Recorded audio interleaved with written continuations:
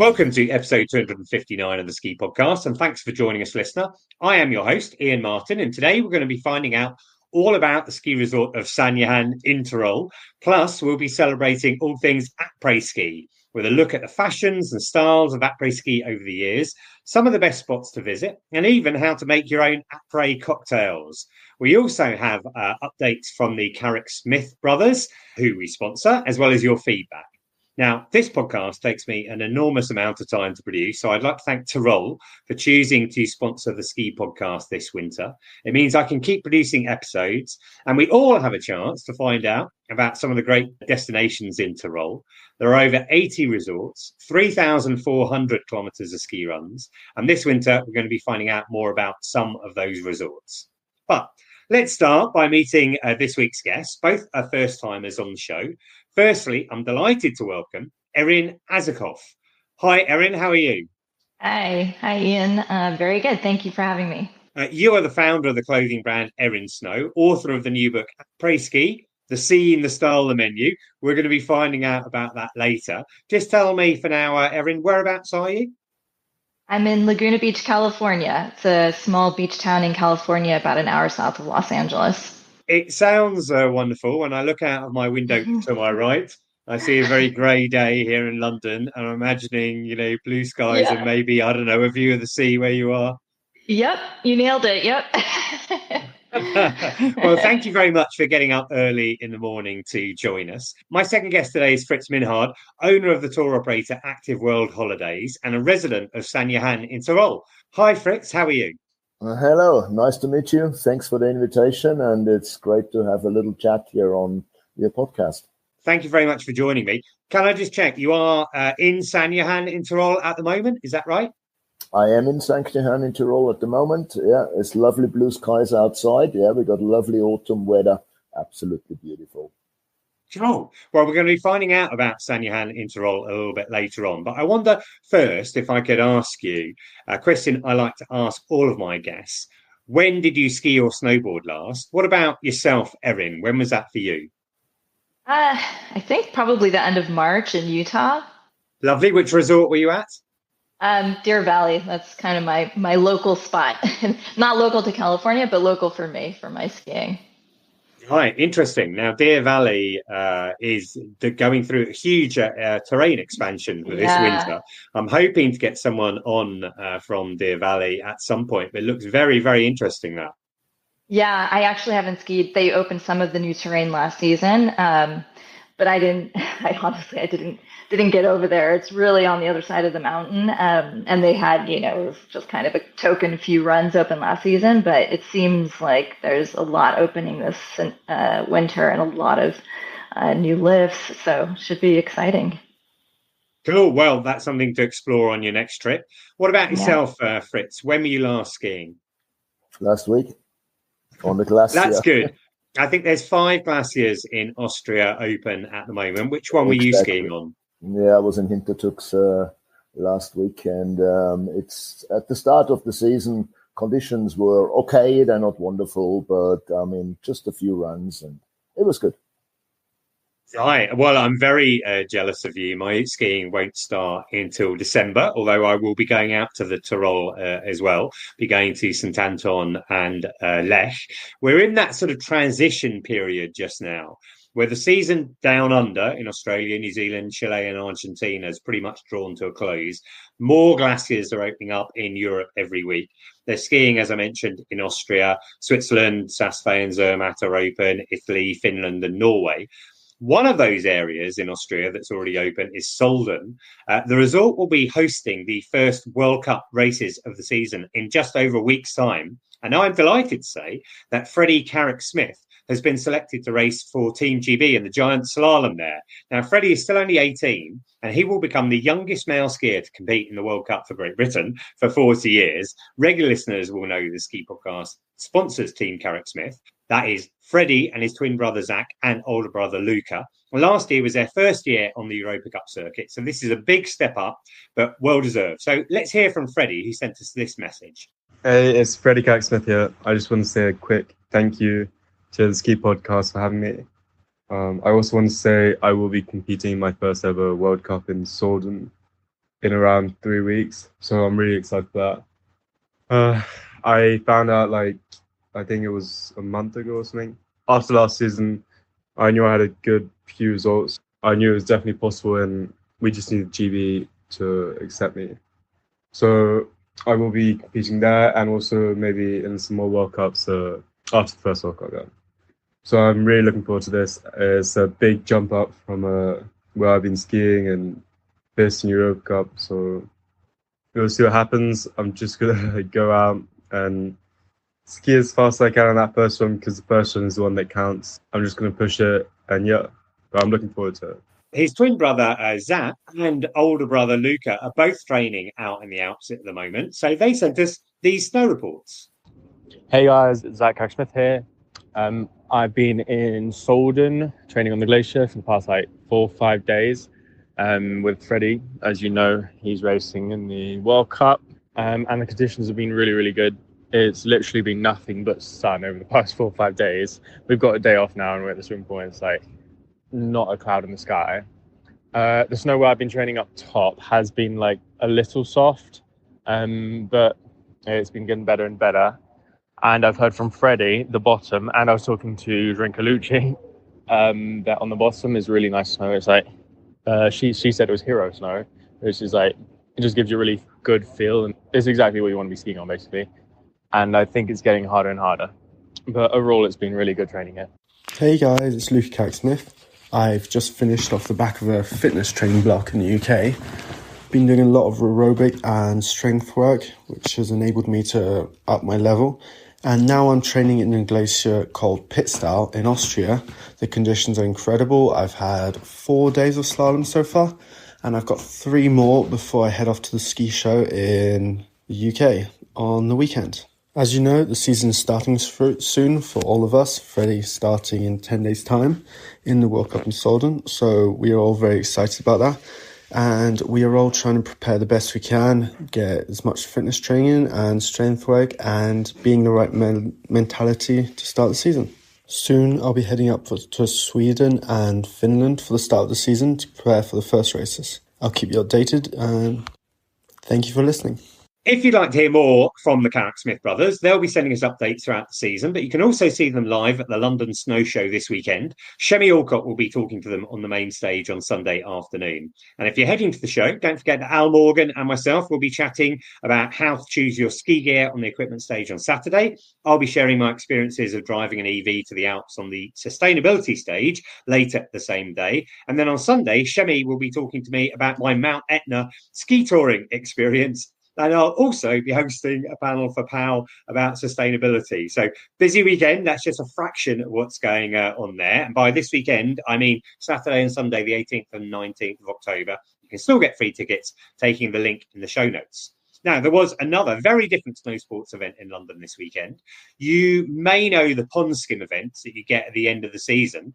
Clothing brand Icebreaker put one on right next to Tower Bridge. I went along to take a look, and it turned out the event was being organised by Jibworx. Long-term listeners might recall that Amelie from Jibworx joined me in episode 245 back in April, and she told me a little about how they created this event. Right, I'm standing next to Tower Bridge, looking out at the Tower of London, and in between there's a load of ice and snow and a pond skim. I think the official name is the Icebreaker City Skim, is that right? Skim City. Skim City. And I'm standing here with Amelie Coburn from Jibworx. You guys put this together, right? We did. So we got a phone call from All Conditions Media, who are the producers of this event, for their client Icebreaker. It is their 30-year anniversary this year, so they decided to do something massive. Yeah. So they brought us in, and we basically came up together with this idea for a massive pond skim in the middle of London. And to put it in context, so we've got like a run-in, which is on snow. Where on earth did you get all that snow from? So we've actually got 70 tonnes of snow on here at the moment. It all got delivered this morning at 9 a.m. from Hemel Hempstead. We got 4 massive mud lorries in with the giant claws, dropped it all off. They picked it up at 5 a.m. this morning. So. Okay, and then at the end there's the pond that you have to skim across. Like how do you fill up a pond? So before we put any of the snow or anything or the pro slope on, we basically built a massive stage deck, and then we've got a wooden structure where the pond is. Then we put 2 layers of tarp in just in case one rips, because if a tarp rips. Right. We got no pond skim anymore. And then, we dropped 30,000 litres of water into it so that people can ski across it. Pretty amazing. Sorry, how much snow did you say you brought down here? 70 tonnes. So have they got any left then at Hemel? Probably Not not, skiing no. today. If anyone's planning on going to Hemel coming up, I probably wouldn't bother, there's no snow. Okay, and who are the guys who are actually doing the pond skim then? So currently we're doing a pro rider session, and this is some of the best UK athletes. So we've got some university riders, we've got some local dry slopes, we've got a lot of Hemel riders, a lot of warmer riders. I saw Billy Morgan, didn't I? Billy Morgan's here, Scotty Penman's here. They're going to be more in the creative session later. So we've got an hour later, we've got ex-Olympians, we've got content creators, just to come and do a bit of a show. Nice. Well, I'm going to try and get a bit of a video, but good work. And I understand that you guys are clearly very busy, but you're involved in the Sheffield Snow Festival thing that's coming up. We are. So I don't know how much you know about it, but the Sheffield Revival is they're bringing back a dry slope in Sheffield, and we are part of their fair. We're bringing our massive American school bus with a freestyle ramp drop-in and some pro slope, and people can drop in off the bus and ski in the city. Cool. Well, I'm going to be meeting up with them at the London Snow Show, which will be a bit before, so I'll find out a bit more about it then. That's brilliant, Amelie. Thanks very much. Thank you. Right. Let's move on to our main topics for today. Fritz, I know you own a tour operator, but the reason I asked you to join us today is that you are a resident of St Johann in Tirol, so you're the perfect person to help us learn more about it. I wondered how long you've lived there. I've lived here all my life. I was born here, so I'm a true local, basically. Fantastic. And, just to help listeners get an idea of where it is, could you kind of describe geographically where it fits in Austria and in the Tyrol? Basically, we are halfway between Salzburg and Innsbruck on an east-west level, and we are about 1.5 hours south of Munich. So you're, in terms of Tyrol, you're on the eastern side of Tyrol and, I guess nearish to the German border. And when we talk about St Johann in Tyrol, we're not just talking about that one village. I know that's the main one, but along your valley, there's several other villages that fit into the ski area. Yeah, we are. Our region is basically consists out of 4 different villages. St Johann is the main town, really, and there are 3 other smaller villages around, and that's the whole tourism area here. Cool. And am I right in saying, correct my pronunciation if I get it wrong, but they are Obendorf, Kirchdorf, and Erpfendorf. Erpfendorf, yeah. So what would be the best way of getting to St Johann in Tyrol? I mean, the easiest way, obviously, is flying, talking about coming from the UK. You fly into one of the close airports. I mean, Munich Airport is 1.5 hours. Salzburg Airport is 1 hour. Innsbruck Airport is a little bit over an hour away. So that also is very central for us. So any of those 3 airports work. And especially in the winter, you got a lot of flights that come into Innsbruck and that come into Salzburg as well. And you mentioned flying. Regular listeners will know that I'm very keen on train travel. It is possible to get there by train as well? Of course, yeah, of course. We have a railway station here and trains coming in from the Salzburg side, from the Munich side, from the Innsbruck side. So we have a train station, and this is another easy way to get to here. Yeah, I mean, I like resorts where effectively that final mile is resolved. You can take a train all the way into the resort. Yeah. And if you were coming from the UK, probably the way that you would do it is that you would take Eurostar to Amsterdam or to Brussels and then connect to Cologne and then take the night jet, the OBB service night jet overnight and arrive into the Tyrol area in the morning. Another way of extending a trip and a lovely way of doing it. I'm hoping to try that night jet journey this winter, but if not, it'll be next winter. Now, just thinking about St Johann in Tyrol, I was doing a bit of research around it. I had a little look. I noticed that it has received an award from UN Tourism as Best Tourism Village. I guess as a local, you must be quite proud about that. I am, yeah. This is because this is unique. I mean, it's all to do about sustainability and all those things. And I guess our tourist board has been working very hard to get that. And we are the only town in Austria that has managed to get that award. For sure. And you mentioned sustainability. I think the criteria for making that award are based on sustainability, but also the preservation of cultural values. And it seems this is a really big thing for St Johann in Tirol. And on the website, it refers to something which sounds more Japanese than Austrian. I don't really know. But my Yapadu, are you familiar with this term? This is another a thing about happiness.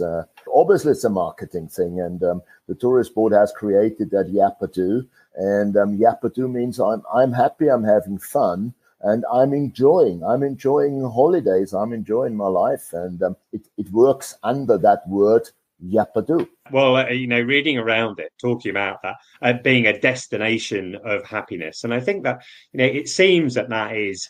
You say it's a marketing thing by the tourist board, but evidently it has to be backed up. Otherwise, these things don't really work. So, having, staff and people who are in the resort who are empowered to make their guests, feel happy, help them to understand the area. But just thinking about the area then and thinking about it from a skiing point of view, who would you say it's suitable for? Mostly children, of course, mostly children and family. And obviously, when you have a group of children and they're starting to ski and they're progressing well and everything, then everything is Yapadu, because they're all happy, the parents are happy, the children are happy, and in the end, they all had a great week. And then staying in great welcoming accommodation, welcoming places, then that all comes together, and that is basically them. Yapadu. Excellent. I love that. I mean, the ski area, I think there's 49 kilometers of piste in total. A lot of mountain huts as well. Have you got a favorite of those? I don't know if it's fair to pick out one. That's really difficult for me being a local, because if I name one favorite now, I might upset another one. They're all different. They're all unique, because most of them are family run, and they got they cook themselves. A lot of the guys who run the places are about my age as well. So we are the same generation. We've grown up in tourism and everything. It's very difficult for me to name a favorite now. I'm sure it is, Fritz. And we're on video at the moment. You say they're around your age. What are you going to say, that they're in their late 20s or something like that? Yeah, thank you very much. I've heard if you're going to the mountain huts, dumplings are a speciality of the area. Is that right? Dumplings are a speciality. In autumn, like 3 or 4 weeks ago, we just had a big dumpling festival. And dumplings are a Tyrolean speciality. And you can have dumplings, 30 different versions of dumplings or even more. And you can have them with bacon, with cheese and whatever, or fruit, with apricot inside and made from different doughs and everything. So dumplings is a big, big thing in our country. Yeah. Fantastic. What about, I also read about something called Kaiserschmarrn. What's that? Do you want to know the real literal translation? The Kaiser is the emperor, and the Schmarrn in our language means nonsense. So emperor's nonsense, but it's obviously something different. Basically, it's chopped up pancake, but with the dough is different. It's not pancake dough. It's a little bit more refined. And you don't have to, but you add raisins with it. So you chop it up and then you put it in a pan. And then you don't fry it. You have it in a little bit in butter. And it's a big speciality, but basically mostly eaten as a dessert. Oh, it sounds great.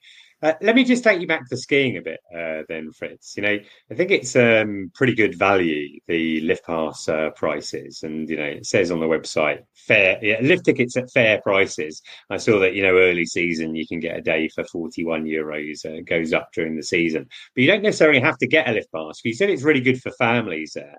There's several free beginners areas in Kirchdorf and St Johann in Tirol.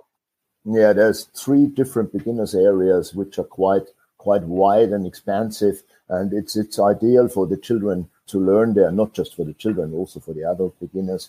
Yeah, and then the progress up the mountain is quite an easy one, because you can take it step by step. You progress up to a blue area and blue runs, and then further on to red runs. And the areas in Kirchdorf and in St Johann, the 2 of them, they are free. Free of charge. You don't need a pass for the beginners areas. Only once you start progressing up higher, then you will have to get a pass. Yeah, I mean, it's interesting. Again, reading around about the resort, it seems like there's quite a lot of free activities, as well as the alpine skiing. There's a lot of cross country, 170 kilometers of trails in total. And they're free to use as well. Do a lot of people come specifically for the cross country?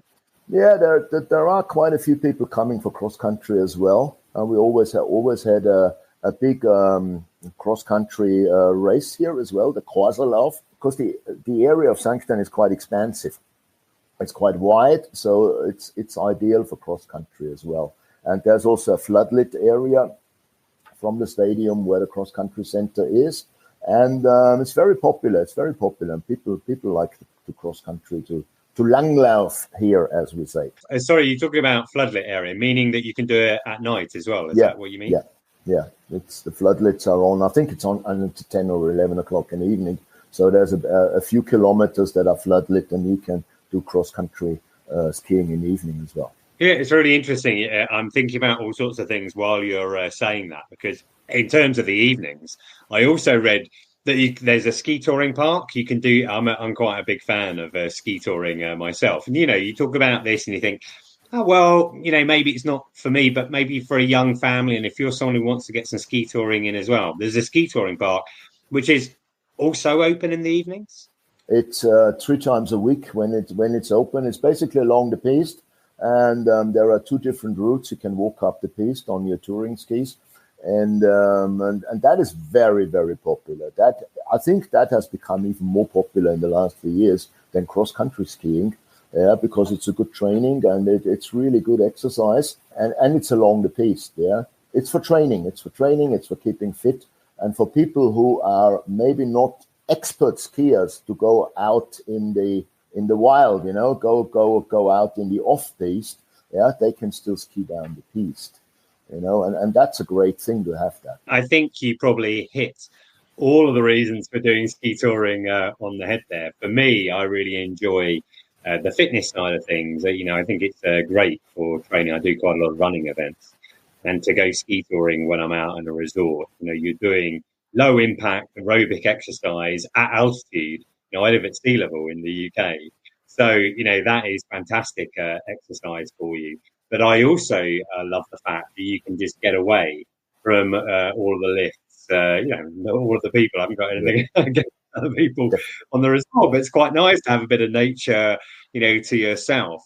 And actually, to that effect, there's quite a lot of hiking and snowshoeing around. There are a lot of hiking paths as well, winter hiking paths. And you can book snowshoeing tours. There are various. We have a few guides here that offer snowshoeing tours in the whole area, from easy tours to very difficult tours. Everything's possible. And just again, for the kids, I saw there's a couple of toboggan runs. There's an ice rink. You mentioned Yapadu.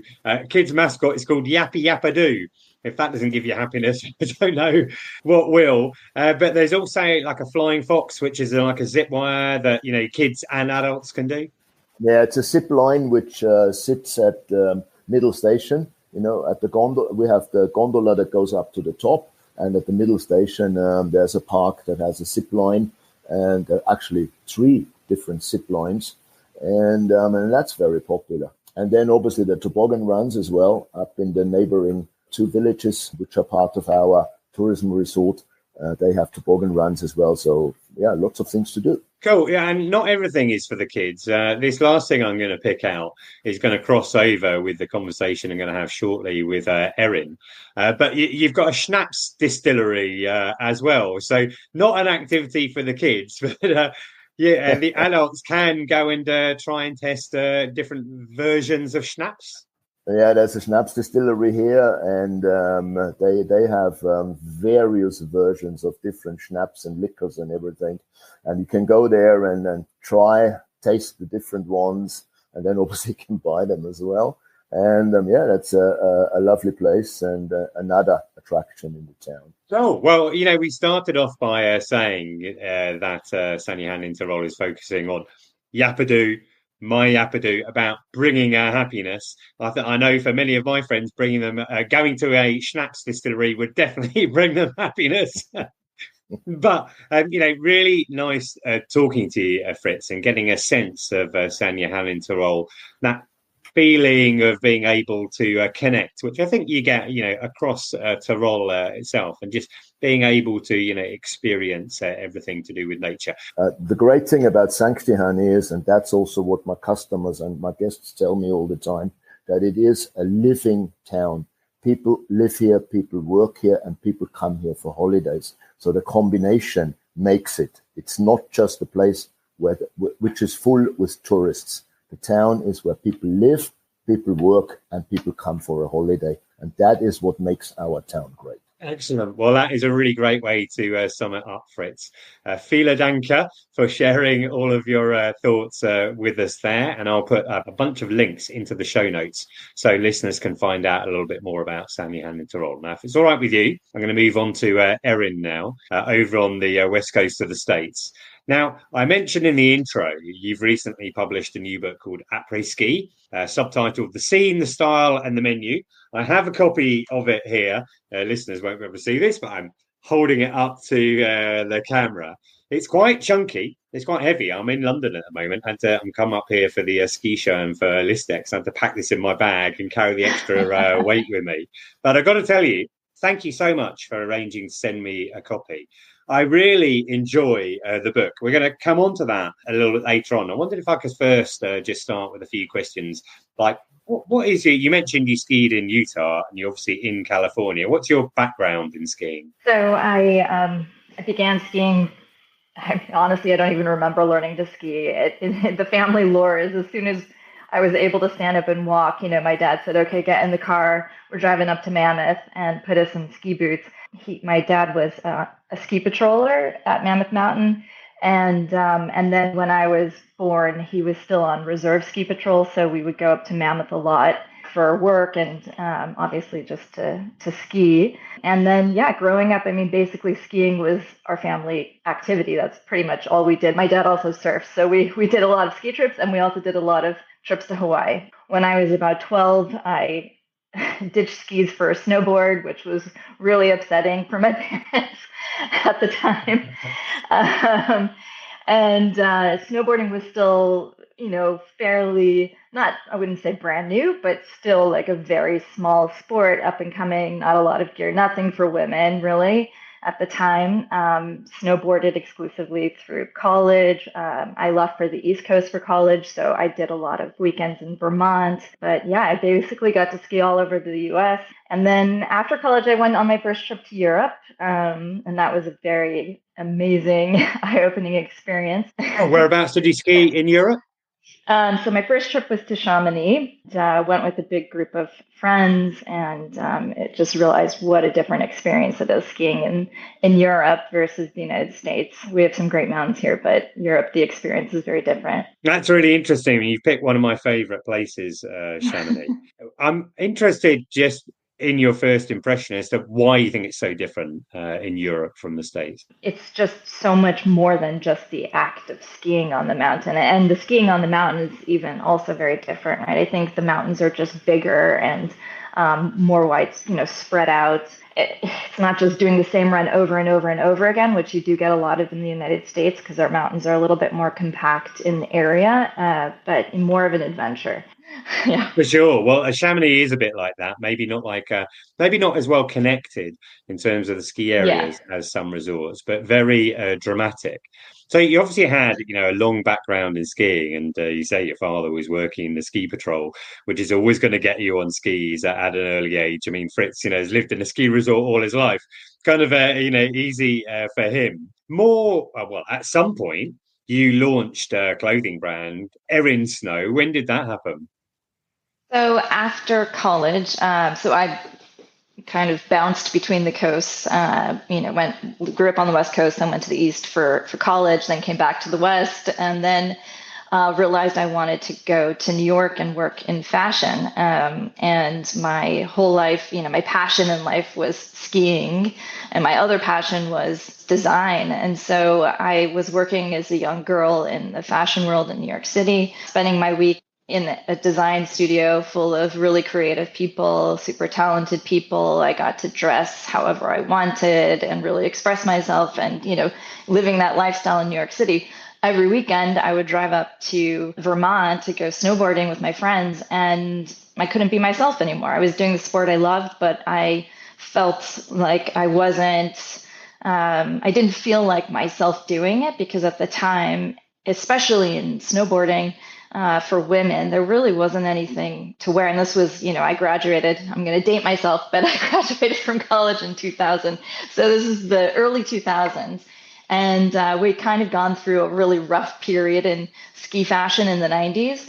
And so those early 2000 years, there just wasn't anything. You had really, really baggy snowboard kind of, style or very technical things, or you had the, no offense to the Europeans, but the European brands who were, bedazzled from top to bottom, full of embroideries and Swarovski crystals and things like that. And we'll blame that on the Italians. Yeah.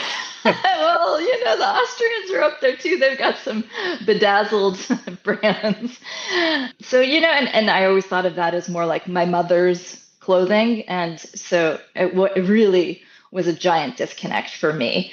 And that's really what got me thinking about it. And my goal was to bring back those sexy kind of Bond era of skiing. And it's like what we all remembered, what my parents wore, what I saw. I mean, I didn't live much in the 70s, but those were the images in my mind. Downhill racer film, and just the better fits and like the glamour and the style of skiing, which had sort of evaporated in the 90s. Right. So that's when you launched Erin Snow. It's interesting you mentioned Downhill Racer there. In the last couple of episodes now, we've had a little bit of dialogue. Evidently, Robert Redford died recently. Firstly, I recommended Downhill Racer as being the best ski film ever made. Then I thought, maybe I should check that. And I watched it again. And it's a fantastic film. I think if you love skiing, you just love that film. I love the way they mix in lots of the original World Cup footage into it. But you're right about the fashion side of things. So Erin Snow was more a look back, but bringing that fashion up to date a little bit. Yeah, absolutely. So it was really trying to bring back some of the glamour that had been lost in skiing. I know, I don't know if you guys ever felt, Warren, I'm sure you know who Warren Miller is, right? So, and he was very vocal at a point, I think around that same time that I was starting Erin Snow, talking about the fact that stretch pants had gone away and it was like the death of skiing, right? Why did this happen?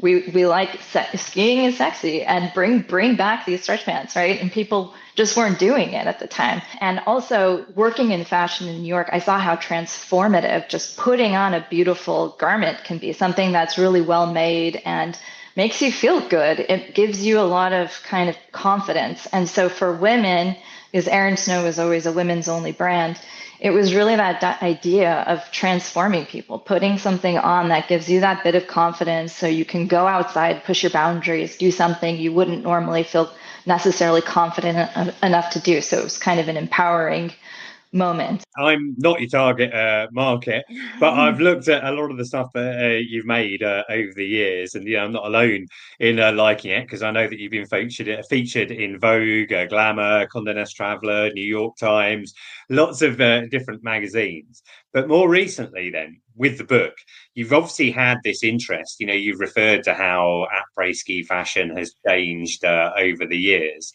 And the book itself, it's officially a nostalgia-fueled visual celebration of all things Après Ski. And I would definitely agree with that. But I think it's much more than that. It's actually a history of skiing, almost, told through fashion. So I wondered what prompted you to create it. So the book actually came to me. It was like the universe speaking to me. I had a customer who reached out because she was going on a trip actually to Europe, an American customer, and reached out for help with a jacket or something before her trip. And the funny thing about Erin Snow is that we'd always run Erin Snow as a very small business, and a lot of the time it would be me speaking with customers, whether they knew that or not. And so she reached out, and then she came back from her trip to Europe and said, by the way, this is going to be completely out of left field, but I'm a literary agent, and I have a publisher who knows I'm a skier, and they have an idea for a book about Après Ski, and they wanted to know if I have any writers that I could, recommend for this book. And she said, and I thought of you. I have no idea whether you write or whether you would want to write, or this is a project you'd be interested in. And I thought, wow, this is really like, I get a lot of emails, a lot of requests for different things all the time. And I usually just say, no. I usually just delete the emails because you get flooded with things. And so I stopped and I thought, my gosh, this is so remarkable because first of all, yes, I would love, what a fun project. I have so much to say about this, and I have so much love, not just for skiing the sport, obviously the fashion of it, but just the whole lifestyle. It embodies like my whole life. I built my whole life around the sport. Yeah, well, I think you really capture it. I said the book, covers a lot. I'm going to just flick to the back. It looks like there must be, about 240, 230 pages there. And a lot of it is photos. I mean, it's photo driven. I mean, I've put it on our coffee table and made sure that, no one puts any coffee cups anywhere near it because it's so beautiful to look at. How did you source all of the photos? Because there's a huge number of photos in there, dating back over decades. Yeah, we go all the way back to the very, very early 1900s, kind of end of the 1800s. So some of them initially, obviously, I had a large library of images that I used as inspiration for Erin Snow collections throughout the years. Downhill Razor, obviously, was a huge source of inspiration for Erin Snow. A lot of Slim Erin's photos, things like that, that are well known. A lot of those you can find in photo catalogs like Getty Images and things like that. But then doing research, that was really when things really kind of, came together for the book, because I discovered really amazing, incredible kind of little historical moments and really how much of an impact skiing played in history, in modern history, to be honest, because one of the coolest things that I realized while writing the book and doing photo research was that a photographer, Robert Capa, he was a war correspondent, war photographer, and he was the same photographer who was present on Omaha Beach on D-Day and captured the American troop landing there. And he is the same photographer who then, just a few years later, really, not even, like the next year, was up back in the Alps in Austria and in Switzerland, capturing people returning to this sport that they loved, and joy and kind of humanity returning to the world. And so the photo research was really, really remarkable. There are so many photos in there, and you mentioned Slim Aaron. I've seen in some of his work before. A lot of that is iconic. So the photos themselves, you use them to tell the history of après ski fashion. Initially talking about people wearing long skirts, then moving to, tight and bright. And all of this is driven by different fabrics and technology, which you kind of explain along the way till you get to maybe what you were referring to when you were snowboarding, the more of the streetwear scene in the 1990s. Absolutely. Yeah. So, I mean, obviously ski wear started with people just wearing whatever they owned. There wasn't really ski wear. It was just wear whatever you have, maybe add some extra layers. So we had women skiing in dresses and skirts and things like that. And that was, obviously in the very early days of the sport. And really what, there were a couple pivotal moments. The first being the introduction of skiing into the Olympics, really, right? So you had like first version of it was kind of what we call cross country skiing today. That was in the very first Winter Olympics in Chamonix in 1924. Or it's what Fritz would call Langlauf. Right, just exactly. to clarify. Yes. Yes, exactly. And then, and then in 1936, that was the big moment, right? So downhill skiing, alpine skiing was introduced into the Olympics, and there was just this desire for more streamlined not exactly aerodynamic by today's standards, but for then, it was pretty new and revolutionary. So just slimmer pants and more kind of in the boot fits. And then, the development of nylon becomes a big part of this, right? Yeah. Absolutely. That's the next and probably the most important moment. I mean, honestly, it's probably one of the most important moments for clothing in general in the world, right? Because we moved from just wearing wool, which at the time, I mean, now we have beautiful refined wools that we can do all kinds of, amazing things with. But back then it was much more thick and scratchy, and you couldn't really do any bright colors. So stretch Halanka fabric, this fiber that was, it was a nylon. Nylon came a little earlier, but then the Halanka fiber was nylon, a stretch nylon where they wove it with wool. And then all of a sudden we could have much slimmer, tighter, sexier fits and color. And that's really when things kind of took off for ski fashion, when we were able to do it in bright colors. And one thing I really like in the book, and there's a segment where you move on to celebrities and the glamour side of things. And I think maybe that golden age seems to be the 60s and 70s. You said that with Erin Snow, you referred back to a lot of those ski movies, but there's so many great photos of, movie stars out on the slopes. Yeah, absolutely. I mean, I think that's when people get really, it's just fun to look at the photos and think back and kind of imagine, absolutely. We had like a lot of royals and things like that taking ski trips, and that kind of took off in the 60s. Princess Grace, obviously, and her family from Monaco, they were photographed widely. And then, of course, you have like the American royalty, the Kennedys, and Jackie Kennedy is so iconic in her ski fashion. And so, yeah, those are the images that, that kind of just, and to be honest, what's amazing about them is that you look at them today and now, and this is really what I take a little bit of credit for, but it's that like vintage revival moment where we've come back to that era. The ski fashion today really kind of harkens back to that golden era. We have those similar like monochromatic, very chic looks going on, and similar fits. And I personally had a huge battle with the ski shops when, we started Erin Snow, because in the boot pants are very unpopular with boot fitters.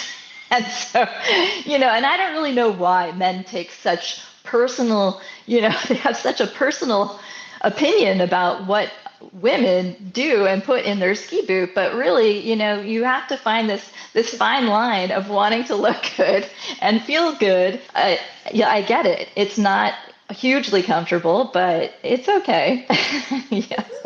Okay, well, I mean, what's interesting about the book itself is, you described all of those eras that après fashion has moved through, but you talk about après ski as well. I mean, Fritz is from, I would possibly say, even though après is a French word, the home of après ski, the Austrians certainly know how to enjoy themselves after a day on the slopes.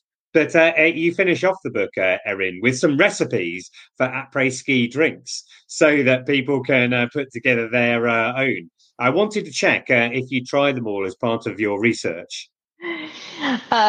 Yes, not all at the same time, obviously. My poor husband, I think he's probably had, I don't even know, probably 100 Aperol spritzes over the last 2 years while I was writing this book, because that's my personal favorite cocktail.